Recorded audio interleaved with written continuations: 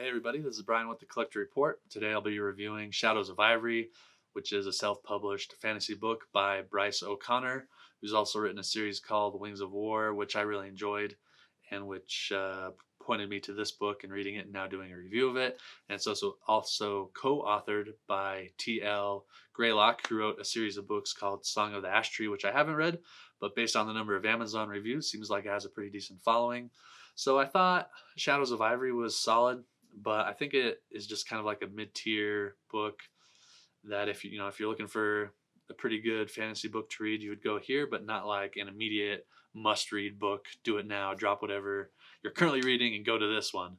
And there were a couple things that kind of prevented it from taking that last step to that top tier, top shelf style book. That's not to say that it isn't well written, because it is. Like grammatically, it's very well written. You got a couple of experienced self-published authors working on the book, so you kind of expect that.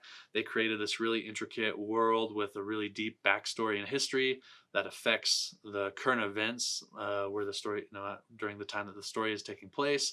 They have some interesting characters. The book is told from three different points of view, and the authors did a really good job of sending these characters out into the world.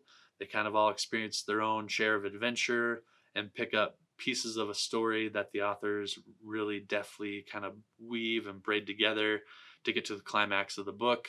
And I really appreciated that. But like I said, there's a couple things that if they had included or worked on that I think may have pushed it past that just kind of mid-tier solid rating that I'm giving it. So the book revolves around a woman, and I'm going to butcher most of the names in this review, so I apologize if the authors watch this, but the book revolves around a woman named Eska de Caraval, who is the daughter of a top lead ambassador, and her father is the like right-hand advisor to a leader of this city-state. So there's these 7 city-states that the story mainly revolves around and the relationships with each other. They kind of rose into power after this empire collapsed, after the people revolted and killed the king. Um, this empire was ruled by a family called the Velasquez, I think is how you say it. They were all kind of obsessed with immortality, and they were very powerful carriers. So carriers are kind of magic wielders. They can control fire or water, and it's suspected that people can also control blood and maybe more esoteric things than just the elements. Book doesn't really get into that and just focuses more on the fire and water. And the rulers of this empire were like super, super powerful. Did lots of crazy things in their drive to gain immortality until that last king was killed, and then these 7 city-states kind of took over. So Eska, like I said, is the daughter of these 2 really powerful people. She works as an archaeologist of sorts with her uncle. It's kind of like a Tomb Raider-y, Indiana Jones feeling company, right, where they go find like lost cities, lost temples, and raid them for treasure. She's more in it for the history of the people, like learning more about the world. Her uncle is very much in it for the treasure, right? But she's always kind of been fascinated by these dead cultures and the stories that she was raised on, as her uncle would go on all these adventures. So she kind of joined them. It also revolves around her finding these god relics. So she finds this reliquary, solves a puzzle, opens it, finds a sheet of metal. She can't identify what kind of metal it is, has weird properties, has these little symbols stamped in it. No idea what it's for, but she becomes kind of fascinated with it.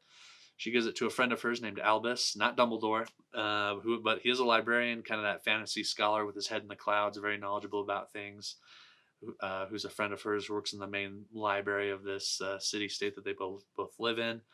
And he figures out that it's something called a god relic.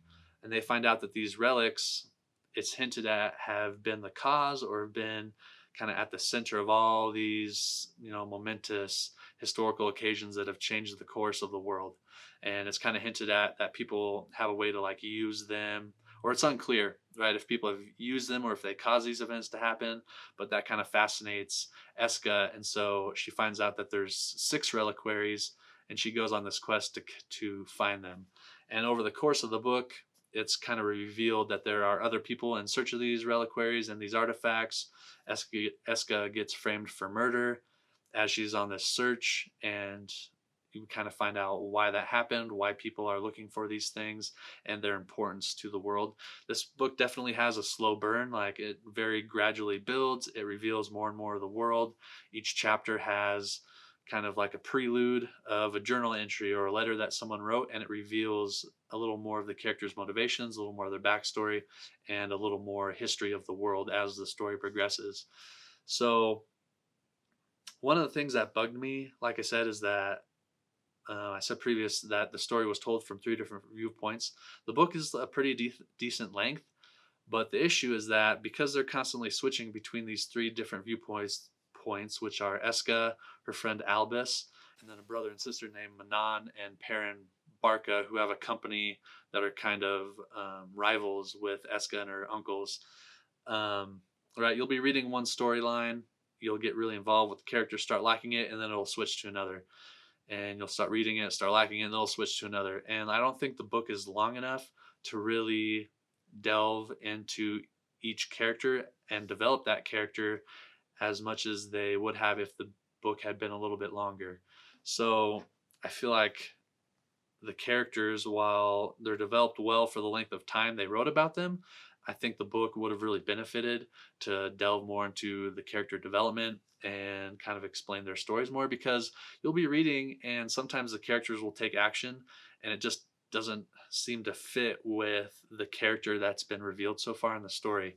For instance, Manon, very early in the book, does something where you're just kind of like, really? Like, you would, with the consequences that choice had, you still chose to do this thing? Like, really just doesn't make sense, especially as you keep reading.